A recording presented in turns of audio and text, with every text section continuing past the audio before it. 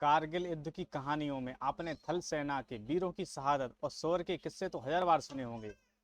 लेकिन क्या आपको पता है कि 18,000 फीट की ऊंचाई पर शून्य से नीचे के तापमान में लाइन ऑफ कंट्रोल यानी एलओसी को बिना पार किए भारतीय वायुसेना ने पाकिस्तान के बंकरों को कैसे तबाह किया था।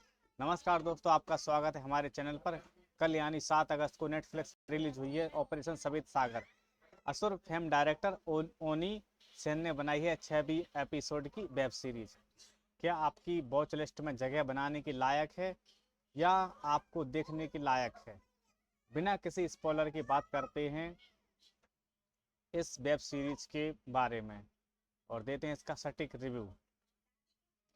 कहानी की शुरुआत होती है 1999 के मई महीने से। पाकिस्तान कारगिल की ऊंची चोटियों पर चोरी छिपे कब्जा जमा चुका है।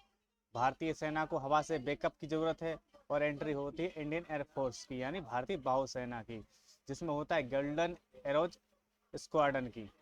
लेकिन इस मिशन में वायुसेना के सामने दो सबसे बड़ी चुनौतियां थीं। पहली जो समस्या थी भारतीय वायुसेना के सामने ऊंचाई और मौसम की, क्योंकि 14 से 18 फीट की ऊंचाई पर मिग 21 और अन्य फाइटर जेट्स को उड़ाना, सटीक निशाना लगाना लगभग असंभव माना जाता था। डिप्लोमेटिक पाबंदी। भारत सरकार का सख्त आदेश था कि चाहे जो भी हो जाए फाइटर जेट एलओसी को पार नहीं करेंगे और ना ही पाकिस्तान की सीमा में प्रवेश करेंगे।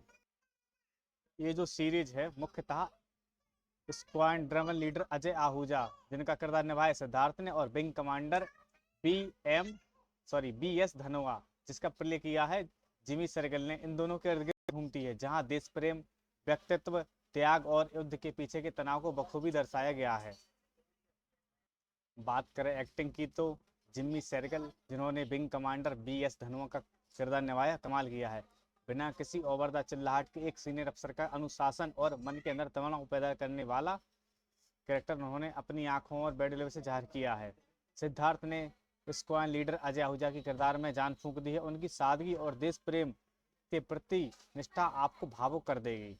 इसके अलावा जो युवा पायलट के रूप में अभय वर्मा, मेहर आहूजा, तारुक रैना और अर्नब हसीन की केमिस्ट्री देखने लायक है।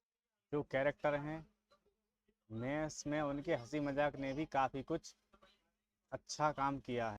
डायरेक्टर ओनी सेन की सबसे बड़ी खासियत यह है कि उन्होंने सीरीज को बेवजह लाउड ड्रामे या फर्जी अंतर्राष्ट्रवाद से दूर रखा है। वीएफएक्स और रियल एक्शन। भारतीय ओटीटी स्पेस में aerial dog fights, fighter jets के सीनों को इतने सटीक तरीके से पहली बार दिखाया गया है।